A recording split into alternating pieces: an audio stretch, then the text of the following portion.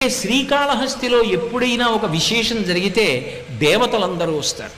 నేను మీతో ఒక మాట చెప్పాలి అంటే, ఎక్కడైనా గిరి ప్రదక్షిణం చేశారనుకోండి, గిరి ప్రదక్షిణం చేస్తే దాన్ని గిరి ప్రదక్షిణ క్షేత్రం అని పిలుస్తారు. ఎందుకంటే కొండ స్థూల శివుడు అని గుర్తు.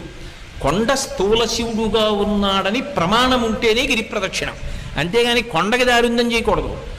ఆ కొండ స్థూల శివుడని ప్రమాణం ఉన్నదా ఎక్కడైనా పురాణంలో? ఈ కొండంతా శివుడే అని చెప్పవచ్చా? చెయ్యొచ్చు. అరుణాచలం స్థూల శివుడు, గిరి ప్రదక్షిణం ఉంది. శ్రీకాళహస్తి స్థూల శివుడు, గిరి ప్రదక్షిణం చెయ్యొచ్చు. కోటప్పకొండ త్రికూటం, 3 శిఖరములతో ఉంటుంది. బ్రహ్మశిఖరం, విష్ణు శిఖరం, రుద్రశిఖరం, ముగ్గురు కాబట్టి ప్రదక్షిణం చెయ్యొచ్చు.